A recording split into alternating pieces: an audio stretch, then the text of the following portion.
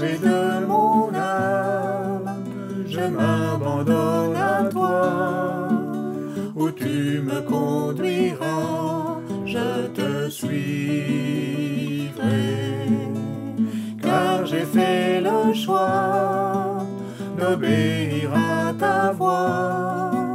Où tu me conduiras, j'irai. Dans les verts pâturages, auprès des courants d'eau, le berger de mon âme est avec moi.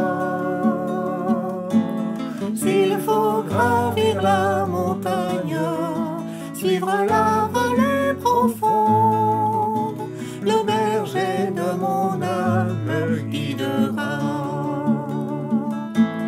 S'il faut gravir la montagne, suivre la vallée profonde, le berger de mon âme me guidera. Le berger de mon âme me guidera.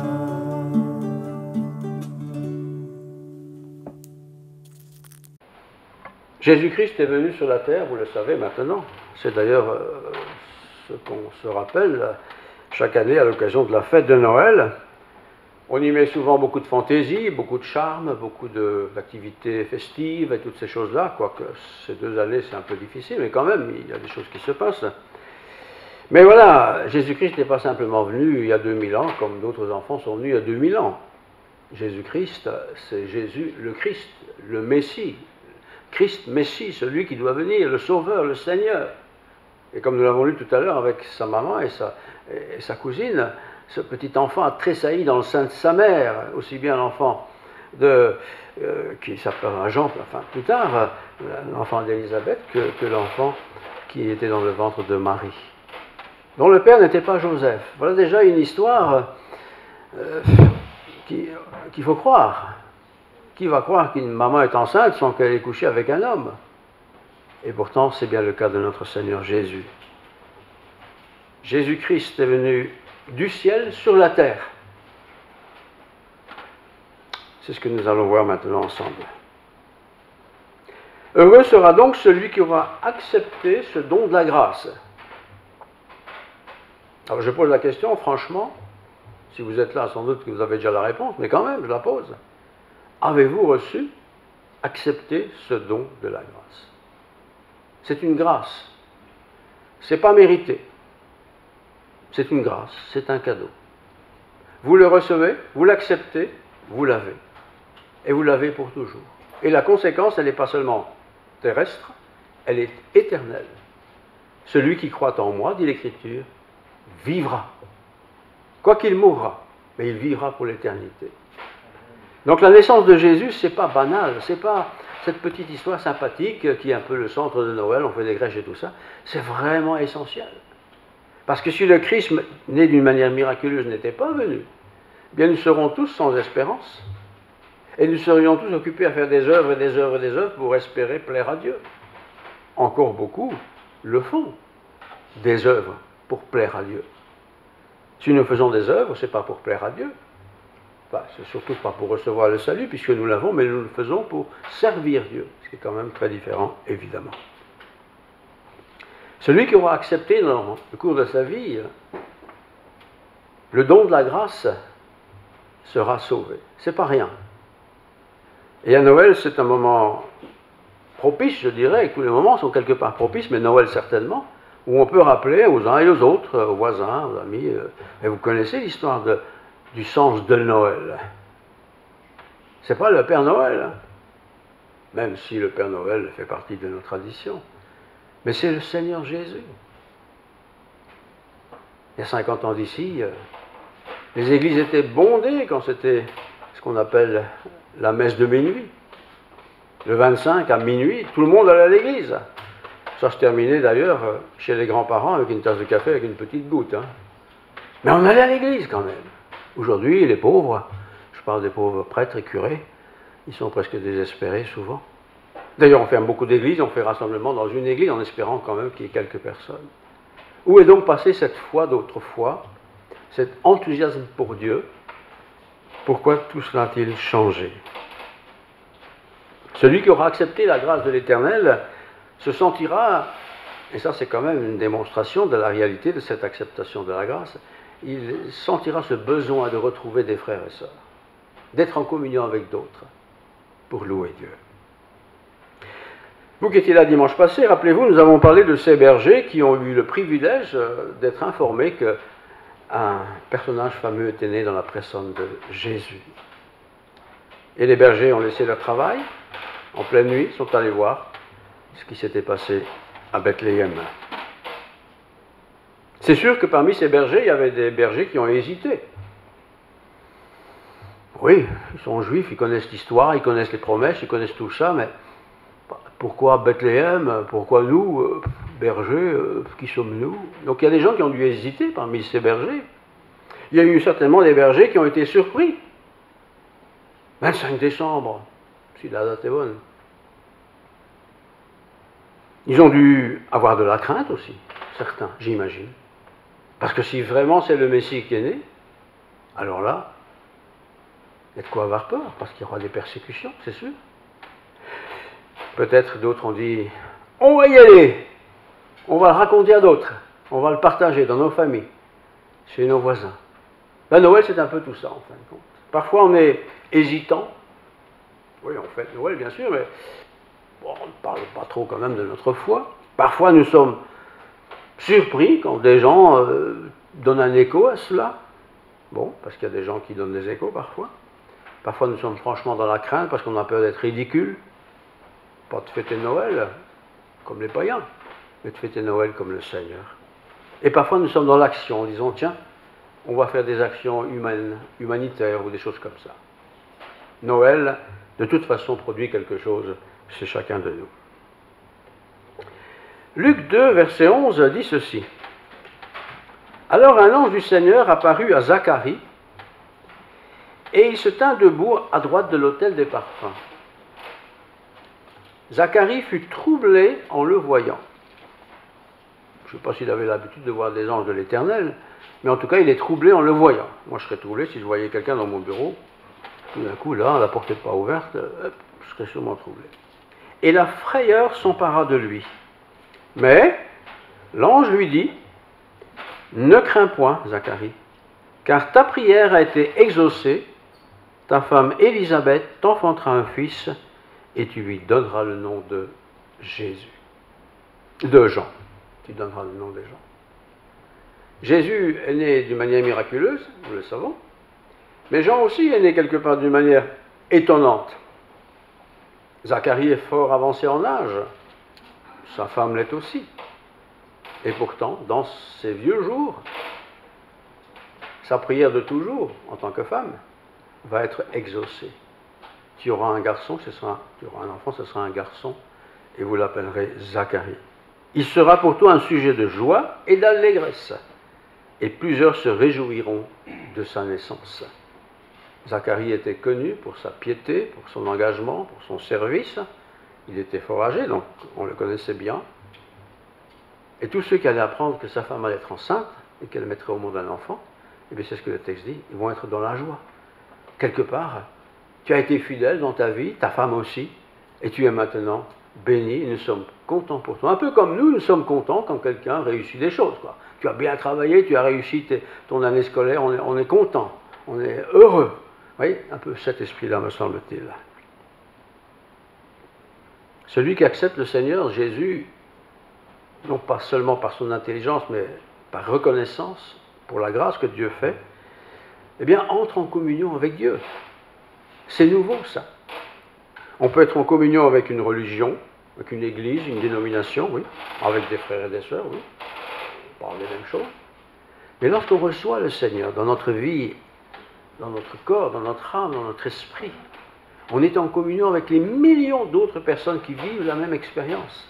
Quelle famille! Quelle joie! Quelle joie de vous voir ce matin! Nous avons le même Dieu. C'est le même Seigneur qui habite en nous. Pas de différence. Nous sommes dans la joie. Alors je pose la question, mais en la posant, j'ai déjà donné la réponse. Où en êtes-vous avec le Seigneur? Si vous êtes là, c'est que vous êtes déjà bien proche du Seigneur. Mais où en êtes-vous dans le fond? Si je regarde ma vie passée, cette année par exemple, 12 mois, qu'est-ce qui s'est passé depuis 12 mois?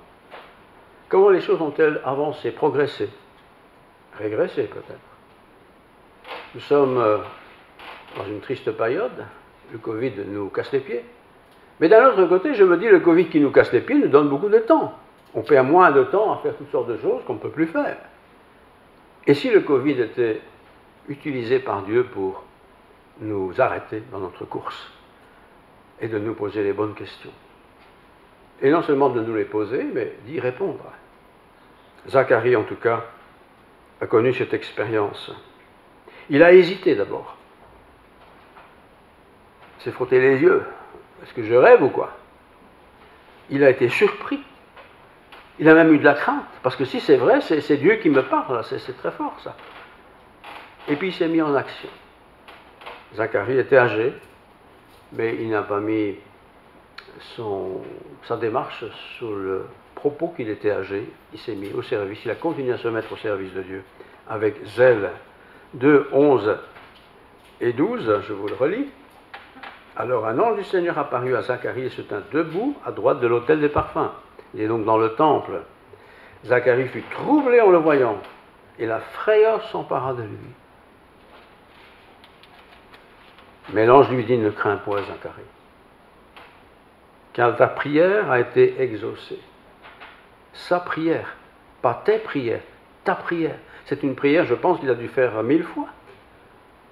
Comme nous chrétiens, nous prions souvent des choses qui sont répétitives parce qu'on y tient, on l'espère, on le souhaite, on le rêve. Qu'importe, le Seigneur entend. Élisabeth t'enfantera un fils et tu lui donneras le nom de Jean. Élisabeth, mais elle est vieille. Mais il a continué à prier. Physiquement, c'était plus possible qu'elle soit enceinte.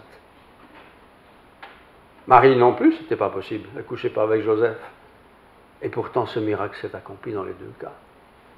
Nous avons un Seigneur formidable, frères et sœurs, qui est toujours au-dessus de tout ce que nous, les humains, nous pensons irréalisable.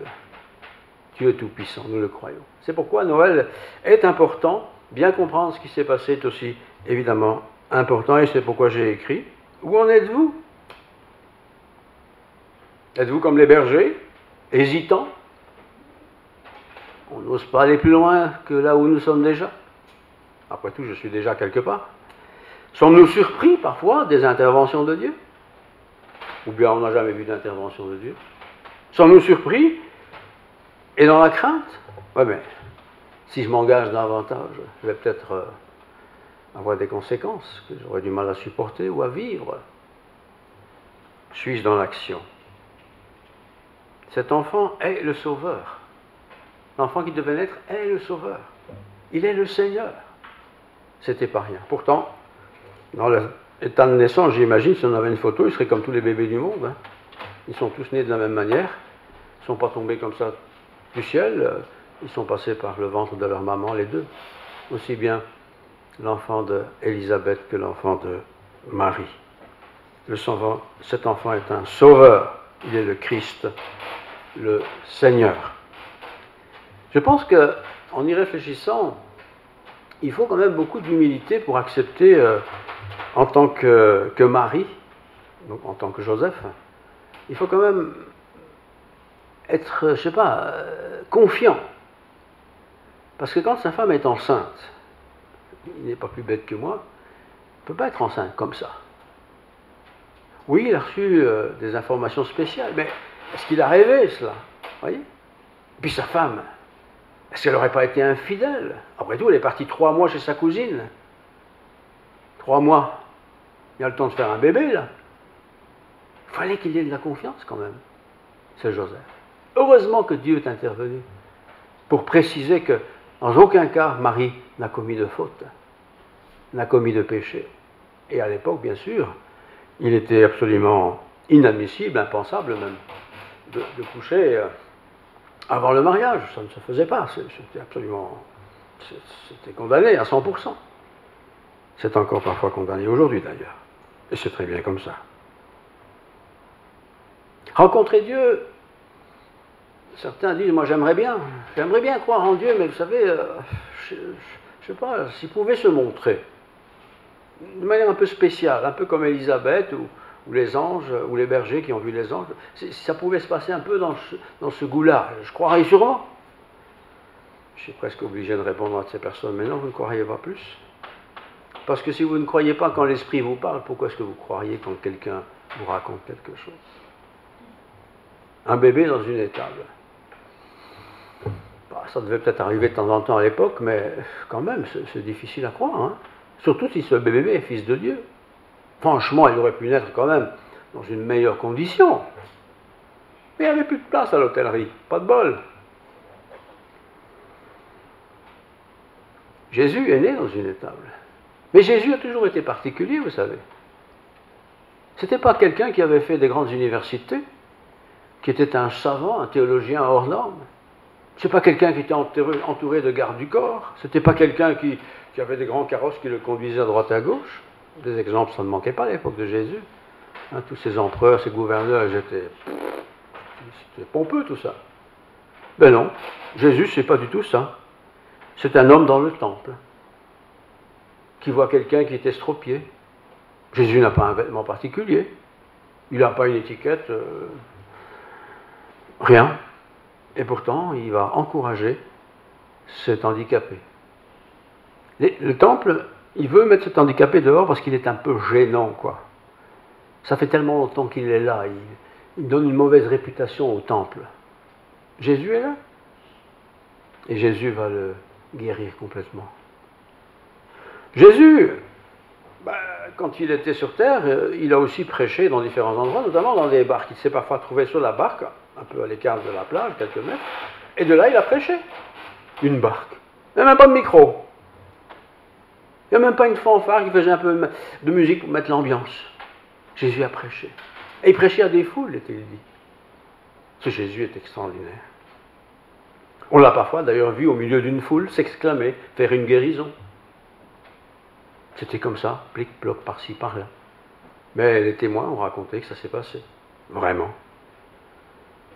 C'est aussi quelqu'un qui se trouvait dans une pièce, petite maison. Il y avait beaucoup de gens qui l'écoutaient, mais il y avait quelqu'un de malade, handicapé, il ne pouvait pas bouger. Il aurait bien voulu, les amis, l'amener près de Jésus, mais ce n'est pas possible, il y a trop de monde.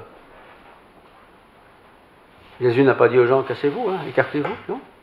Ils ont trouvé l'astuce, ils ont ouvert le toit. On a descendu l'handicapé par le toit. Et Jésus l'a rétabli, 100%. Jésus a toujours fait les choses, quand je lis tous les récits, les évangiles en particulier, il a toujours un peu fait les choses autrement que ce que nous, les humains, ferions. Nous, c'est la grande pompe, c'est le grand bruit, c'est la grosse voiture, c'est ceci, c'est cela. Jésus, non. Chemin faisant. Les circonstances étant ce qu'elles sont, toutes celles qu'on a connues et qu'on ne connaît pas. Et Jésus intervient. Mais c'est comme dans la vie. Hein. Je me suis déjà dit aussi, hein, mais si Jésus pouvait toucher le cœur du premier ministre belge, du deuxième ministre belge, du troisième, du quatrième, cinquième, mais il le touchait vraiment. Hein. Je dis, mais vous vous rendez compte? Je me dis ça, hein. Stupide de le dire, mais je le dis quand même. Peut-être qu'il pourrait prendre des décisions un peu plus inspirées de Dieu. Mais même si ça se passait, ils n'y croiraient pas. Et si eux y croyaient, donc ces ministres, les autres ministres ou les administrateurs de ces ministres diraient, non, mon ministre, il est un peu foufou là, quelque chose qui ne va plus dans sa tête. On ne veut pas du Christ en fait. On ne veut pas de Jésus. On ne veut plus de lui. Les gens sont trop bien, sont trop cultivés, ils savent trop, sont trop à l'aise. On ne va pas s'embarrasser d'un Jésus présenté dans la Bible comme étant le Fils de Dieu. On se dit parfois, mais pourquoi c'est si souvent quand même des pauvres gens, des miséreux, des paumés de la vie, des gens qui sont dans le drame de la vie, qui tout d'un coup se mettent à penser à Dieu, qui se convertissent. C'est souvent le cas, il est vrai. Voyons un texte dans l'Ancien Testament, livre d'Exode, chapitre 1er. Je l'ai pris comme exemple. Hein, il y a beaucoup d'autres textes, bien sûr, mais en tout cas, voilà. Exode, chapitre 1, 13, 14.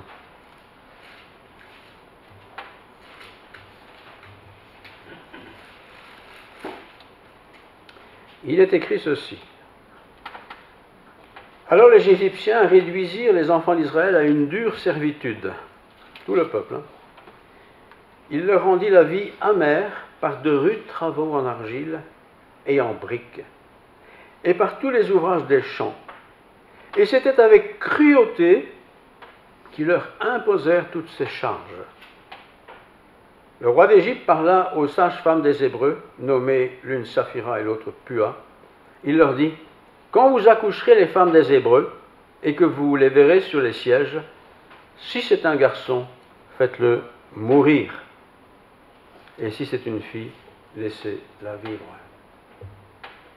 Un texte comme ça, dans une histoire d'un peuple que Dieu veut sauver, on se dit, mais pourquoi est-ce que Dieu a permis qu'un fou, un chef d'État égyptien donne de tels ordres? Où est l'intérêt pour lui? Le seul intérêt, c'est qu'ils soient un peu moins nombreux. Mais quand même, ils travaillaient beaucoup. Ça rapportait gros à cette Égypte. C'est drôle quand on lit la Bible. Pourquoi est-ce que Dieu a laissé faire ces choses-là? Il aurait pu le foudroyer, hein, ce chef-là, ce pharaon-là, avec des ordres pareils. Pourquoi? Pourquoi la souffrance, en fin de compte? C'est souvent dit ça. Souvent, mes gens m'ont dit, mais en tout cas, s'il y a un bon Dieu, je ne comprends pas qu'il existe puisqu'il y a tant de souffrance. Souvent, ça revient sur le tapis. Hein. Et chacun raconte sa souffrance ou la souffrance qu'il connaît dans sa famille. Les Égyptiens ont réduit le peuple d'Israël à l'esclavage. Pourquoi? 400 ans, pas rien. Dieu sait. Dieu a fait des promesses à Abraham, à Isaac et à Jacob. Et pourquoi ce peuple qui n'a pas été plus mauvais que d'autres gens, pourquoi ce peuple a-t-il dû subir, et beaucoup de générations, tant de souffrances? Comme aujourd'hui. Comme aujourd'hui, les chrétiens disent parfois, mais je ne comprends pas. J'aime Dieu, je suis fidèle, je suis croyant, je prie, et tout ça. Et regarde un peu tout ce qui nous tombe sur la tête, quoi. Et ça n'arrête pas. Et on se fâche sur Dieu, on ne comprend pas. On ne comprend pas. Et même, d'une manière générale, si vous parlez de Jésus, du salut, les gens vont dire, bah, vous pouvez toujours parler du salut, ça fait 2 ans qu'on est là contaminé par le Covid, bah, si Dieu existait, il aurait déjà dû arrêter ça depuis longtemps, hein. Vous connaissez la chanson. Mais je ne sais pas pourquoi ça dure si longtemps. Et je ne sais pas pourquoi c'est là. Mais je sais que mon Rédempteur est vivant, oui. Il y a des chrétiens qui connaissent la servitude. Il y a des chrétiens qui connaissent la solitude, absolument. Il y a des chrétiens qui sont malades chroniquement, c'est vrai. Il y a des chrétiens qui vivent des handicaps physiques très forts, c'est vrai. Il y a des chrétiens, des vrais chrétiens, d'autres antichrétiens qui divorcent, malheureusement, c'est pas de leur faute, mais ils sont divorcés, c'est tragique, oui. Il y a des gens qui ont perdu leur travail, c'est un beau travail, se retrouvent sans travail, oui, oui, oui, encore oui. Mais ça ne remet pas en cause le fait que notre Seigneur est venu pour nous racheter, pour nous sauver. Il y a des chrétiens aujourd'hui qui sont humiliés par le fait qu'ils sont chrétiens. Peut-être pas trop dans notre pays, encore que parfois, mais il y a des pays où, rien que prononcer le mot chrétien, vous êtes mis en prison, si ce n'est pas mis à mort, hein, par la proche famille parfois. Pourquoi? Pourquoi est-ce que Dieu laisse faire ça? Si Dieu est Dieu. On se souvient de l'histoire de Ruth, c'est dans le livre de Ruth. Ruth était une étrangère et sa belle-mère avait emmené ses fils, parce que c'était la famine, dans ce pays étranger pour trouver peut-être de la nourriture. Ils ont trouvé un mari. Ils ont trouvé un mari, mais il y a eu beaucoup de morts dans l'histoire. Les 2 fils de cette femme sont décédés et reste Ruth, la belle-fille, qui est une étrangère.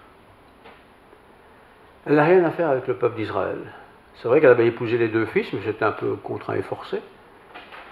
Et tout le monde est mort, sauf la belle-mère et Ruth. Et ils arrivent à la frontière, et la belle-mère dit à sa belle-fille, Ruth, écoute ma chérie, tu ne vas pas venir dans notre pays, c'est pas ton pays. Tu vas être paumée, tu vas être perdue, tu vas être malheureuse parce que tu as quitté toutes les traditions de ton pays. Écoute, je t'encourage. Tu m'as accompagné jusqu'ici, merci beaucoup. Tu as eu compassion de moi, je suis contente. Mais retourne dans ta famille, trouve un nouveau mari et que Dieu te bénisse. Et que répond Ruth? Non. Moi, je veux aller dans ton pays et je veux voir ton Dieu. Je veux reconnaître ton Dieu. Je veux le faire connaissance. Ça, c'est quelque chose d'extraordinaire. C'est une femme. Pas grand-chose à dire, les femmes à l'époque. Hein. Mais elle veut accompagner sa belle-mère. Sa belle-mère n'avait pas de fortune. Ils avaient tout perdu. Tout. Tout. Elle a perdu ses 2 fils elle-même. Mais elle va quand même rentrer au pays parce que c'est son pays. Ruth, cette étrangère, c'est chapitre 2 à 3, vous pouvez lire ça, va adapter dans sa vie, enfin faire entrer dans sa vie le Dieu de sa belle-mère. Ayant dit ça, tous les problèmes sociaux ne sont pas guéris, ne sont pas arrangés, parce qu'il faut vivre. Elle a tout perdu, Naomi, elle n'a plus rien, plus un radis. Il n'y a pas le CPAS à l'époque. Mais elle a confiance pour elle, Naomi, c'est pas grave, elle est âgée. Mais Ruth, la jeune femme, une étrangère, qui va se faire remarquer négativement, c'est sûr, c'est une étrangère. Mais elle dit non, moi je veux adopter ton Dieu. Qu'est-ce qu'il a dû voir en Naomi pour avoir un tel désir d'entrer dans son pays et de rencontrer son Dieu? Naomi, dans le fond, était malheureuse. Elle a perdu son mari, elle a perdu ses 2 fils, elle a tout perdu en fin de compte. Mais elle rentre au pays quand même. Qu'est-ce qui a fait que Ruth a eu cette soif de connaître son Dieu? Chacun aura sa petite version sur l'histoire, mais j'imagine simplement que par la vie que cette femme a menée, la belle-mère de Ruth, donc Naomi, elle a dû impressionner sa belle-fille. Elle a dû montrer par sa vie la confiance qu'elle avait en Dieu. Je veux connaître ce Dieu. Cela dit, ça ne lui a pas rempli les poches d'argent. Elle s'est retrouvée pauvre. Et Ruth, bien sûr, dans l'histoire, c'est le livre de Ruth qui nous le raconte, voulait quand même faire quelque chose, mais comment? Que faire? C'est une femme en plus. Alors dans ce pays, ils ont une tradition. On a le droit, c'est la tradition, qu'en tant que membre d'une famille, d'aller travailler dans une famille, du même groupe si vous voulez, s'il y a peut-être du travail disponible, voilà, vous êtes prioritaire. Mais Ruth n'est pas prioritaire puisque c'est une étrangère. Et elle va prier le Dieu de Naomi. Comment? On ne sait pas trop, mais en tout cas elle a prié. Elle a mis sa confiance en Dieu. Voilà. Et c'est le temps des récoltes. Les récoltes sont terminées. Alors la tradition dans ces pays, c'est que vous pouvez aller glaner. Donc tout ce qui a été récolté, mais tout ce qui reste, c'est pour celui qui vient les ramasser. Il ne reste pas beaucoup, mais il reste des choses, quoi. Des petites choses. Il n'y a pas qu'un glaneur, il y en a beaucoup. Mais Ruth dit, ben, je vais les ramasser. Et c'est d'ailleurs sa belle-mère qui l'encourage. Va. Et elle va glaner, ramasser les pommes de terre qui restent dans les champs, quoi, en gros. Et là, on voit l'intervention de Dieu. C'est que le propriétaire de ce champ, qui, par hasard, entre guillemets, fait partie de la famille de Naomi, mais bon, ça va être un peu lointain, il voit cette femme qui travaille avec beaucoup d'assiduité pour ramasser ce qui reste, hein, des pommes de terre à droite à gauche, quoi, ou autre chose. Et il la remarque. Et il la fait venir. Et elle vient. Tu es qui? D'où viens-tu? Qu'est-ce que tu fais? Enfin, tout ça. Et il dit, ben voilà. Et pour fin de compte, il va l'épouser. C'est extraordinaire cette histoire. Il va l'épouser, elle sera à l'aise socialement, puisqu'elle va être épousée par cet homme qui était quand même fortuné. Naomi va retrouver de l'aisance pour ses vieux jours. C'est une histoire formidable, histoire sociale, humaine, mais aussi une histoire que nous pouvons adopter à notre situation. Accepter le Christ de l'Évangile, accepter peut-être le petit Jésus qui est devenu grand, qui est devenu notre sauveur, c'est aussi quelque part se retrouver sans rien, quoi. On est à la frontière, là. On veut bien rentrer dans le pays, mais il faut le décider. Mais je suis étranger. Il faut franchir la porte, peut-être. Oui, mais enfin, c'est les protestants. Oui, voilà, on peut aller chez les autres, hein, pas de problème. Mais il faut franchir la porte. Il faut, quelque part, oser ramasser les restes, quoi. Ruth l'a fait. Elle n'a pas tout compris, j'imagine, mais elle l'a fait. Après tout, elle a eu confiance dans le Dieu de sa belle-mère, qui a dû lui parler de temps en temps de ce Dieu et raconter toutes les histoires de l'Ancien Testament. Si tout ça est vrai. Alors je me suis dit, en préparant ce message du début d'année, enfin fin d'année, début d'année, je me dis, mais pourquoi est-ce qu'il n'y a pas plus de gens qui s'intéressent un peu au Dieu de l'Évangile. Pourtant, dans les programmes télévisés, il y a plein de beaux films qui sont passés, qui vont encore passer sur l'histoire de la religion chrétienne, hein, tout ce qui va avec, quoi. Les gens regardent un peu ça. Il y a des événements importants. Ce que le pape dit, même si nous ne sommes pas d'accord avec la position du pape en tant que pape, mais il dit des bonnes choses quand même. Pourquoi les gens ne sont pas remués dans leur être, dans leur cœur, dans leur âme? Qu'est-ce qui se passe? Je sais bien que l'ennemi de nos âmes, qui est Satan, a beaucoup de plaisir à nous déstabiliser, à nous décourager. Oui, sûrement. Mais qu'est-ce qui nous retient? Qu'est-ce qui retient quelqu'un qui est malheureux de se tourner vers Dieu? Qu'est-ce qui le retient?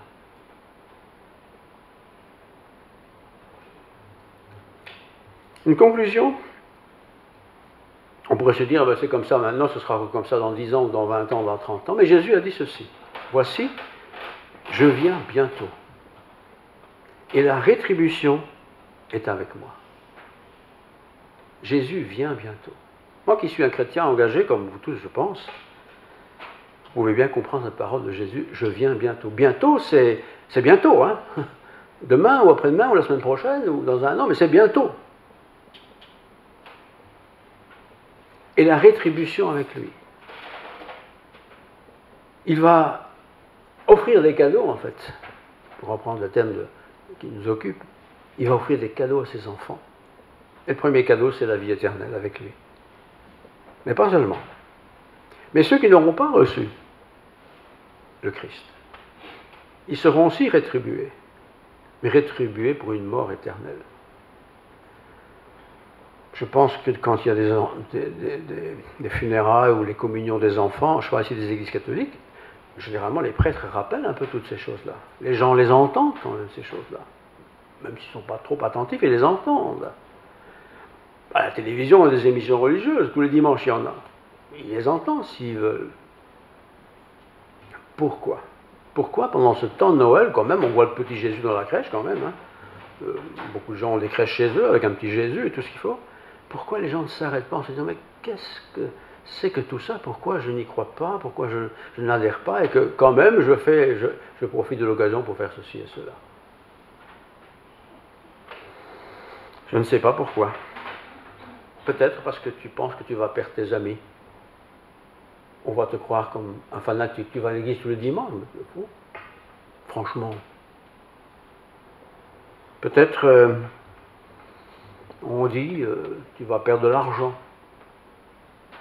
au détriment de ceci, cela. Peut-être.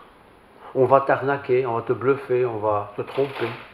Et on a toujours un exemple pas très loin qui va évidemment soutenir cette thèse-là, quoi.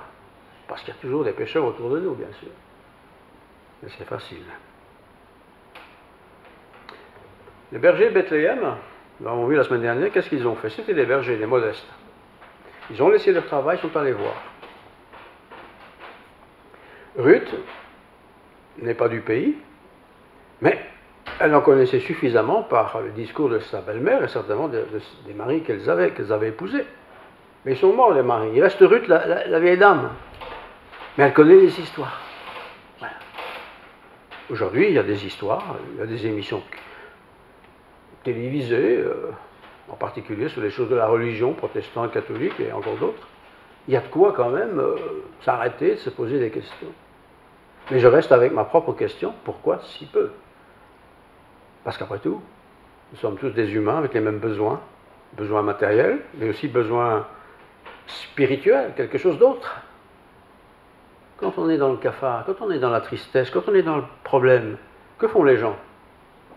Comme toujours, on va essayer de se faire consoler ou d'être consolé par ceux qui pourraient nous consoler. Et les croyants, souvent, sont des consolateurs, hein. Prennent le temps d'écouter, de soutenir, pas de condamner, mais d'apporter un peu de perspective. Mais pourquoi le cœur des hommes ne change-t-il pas, quoi? Je n'ai pas de réponse, sauf celle-ci. Celui qui entend ma voix et qui me suit aura la vie éternelle. Entendre la voix. Alors comment on peut entendre la voix de Dieu? De beaucoup de manières. La première, c'est la nature qui nous enseigne que Dieu existe. Ok. Hier, je me suis dit, en voyant les images de ce satellite, enfin de cette fusée, je ne sais pas ce qu'il faut dire, qui est parti dans l'espace, ça coûte beaucoup de milliards, ça, et ils vont aller jusqu'aux confins de l'espace pour voir s'il n'y a pas des gens là plus vieux que nous. Oh, quand j'entends ça, je me dis, hein, une pipe, c'est costaud hein, quand même, pour aller voir s'il n'y a pas des gens plus vieux que nous. Ben, je me dis, si tu savais ce que tu vas rencontrer, tu vas peut-être rencontrer le trône de Dieu là-bas au bout. Hein. Tu vas faire quoi là? Tu vas te convertir peut-être, je ne sais pas. Mais plus proche de nous, que faisons-nous de Noël? On a toujours gardé le nom de Noël, même si c'est les vacances d'hiver. Hein. À l'école, on ne peut plus dire les vacances de Noël, hein. C'est les vacances d'hiver. On a changé la formule, c'est mieux. Bon, tout le monde parle quand même de Noël de toute façon. C'est comme Pâques, hein. On ne veut plus les vacances de Pâques, c'est les vacances du printemps. Il faut rester neutre. Quelle neutralité. Voyez. Nous sommes dans un temps de, je vais dire en gros, de bénédiction. Voilà. Il y a du travail, il y a beaucoup de travail, les gens gagnent plus ou moins bien leur vie. Ça va, quoi. À part la pandémie qui casse les pieds un peu, sinon ça va. Mais que faut-il donc pour que les gens se tournent vers le Seigneur? Faut-il quelque chose de plus grave que la pandémie? Faut-il des crises économiques plus importantes que celles que vivent certains? Je ne sais pas. Mais je prie en tout cas, et priez avec nous, avec moi, pour que, en tout cas, les personnes que nous connaissons, on ne connaît pas tout le monde, qui entendent parler de Jésus, qui entendent le Seigneur, qui savent pourquoi il est venu, ce qu'il a fait, ce qu'il veut encore faire, puissent-ils l'entendre et faire comme les bergers. Allons voir. Allons voir. Les amis de Jean, de Zacharie plutôt, quand ils ont appris la nouvelle, ils étaient émerveillés de ce qu'un vieux monsieur ait reçu la visite de l'ange et qu'il a entendu la nouvelle. Ils étaient émerveillés parce qu'ils ont écouté. Eux, ils n'ont pas vu, l'ange leur parlait hein, à Zacharie. Mais ils ont eu confiance que ce qu'il racontait était vrai. Qu'est-ce que je raconte, moi, aux autres autour de moi? Qu'est-ce que je dis autour de moi quand je parle de Dieu, par exemple? Qu'est-ce qu'ils voient en moi, en nous, quoi, de particulier quand je parle de Dieu? Quelqu'un qui défend la cause comme un politicien défend son parti politique, ou défend une foi qui a transformé sa vie? Jésus est venu afin que ceux qui croient aient la vie éternelle. Et la vie éternelle, par définition, c'est éternel. C'est pas simplement un peu d'aisance tout de suite là maintenant, mais c'est la vie éternelle. Noël, c'est ça la belle fête. Ruth a eu confiance que le Dieu de sa belle-mère serait le Dieu qui va la guider. Elle a guidé. Et en plus, je ne sais pas si je l'ai dit, mais le monsieur, donc Boaz, il va épouser cette femme, Ruth, qui a déjà eu un premier mari, évidemment. Et elle a épousé quelqu'un qui était fortuné. Elle ne s'est pas pris la tête pour autant, mais elle était largement bénie. Que la bénédiction soit sur nous, frères et sœurs, sur nos familles, sur ceux que nous aimons, sur ceux que nous apprécions en particulier, quoi. On doit aimer tous les hommes, bien sûr, mais on n'aime pas tout le monde, tellement de gens, mais ceux qui sont sur notre route, sur notre chemin. Ça peut être des bergers, ça peut être des mages, ça peut être n'importe qui. Il a besoin du salut comme moi. Prions. Seigneur notre Dieu, nous avons besoin du salut. Et en tant que chrétiens, nous aimerions tant voir des membres de notre famille, des amis, des voisins peut-être même, se tourner vers Jésus. Beaucoup de ces gens sont formidables souvent, d'ailleurs, beaucoup de gens sont formidables.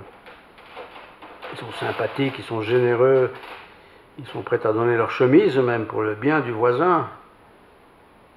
Et par là même, peut-être, ils montrent qu'ils ont de l'amour pour le prochain. Mais ce que tu nous demandes d'abord, ce n'est pas de t'aimer, c'est d'accepter le cadeau que tu fais, celui de la vie éternelle.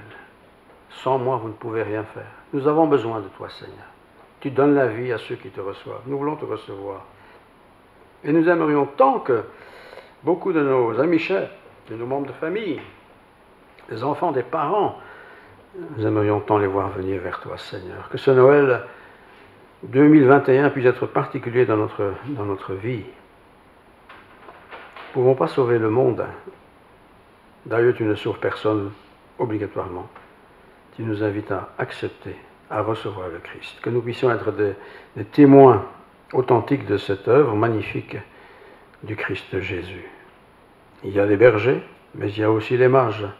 Il y a toutes sortes de gens. Et puis il y a les méchants qui ne veulent pas, qui veulent mettre à mort, qui mettaient à mort comme le roi Hérode tous les enfants nés d'un pauvre village. Quelle horreur! Oui, il y a tout ça dans notre monde, Seigneur. Mais toi, tu uses de patience. Tu ne veux qu'aucun ne se perde. Tu veux le bien pour tous.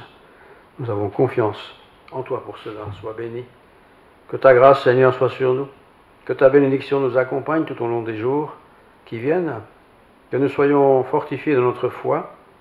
Si quelqu'un est malade, qu'il trouve la santé. Et qu'ainsi nous puissions progresser toujours à la gloire de ton nom. Amen.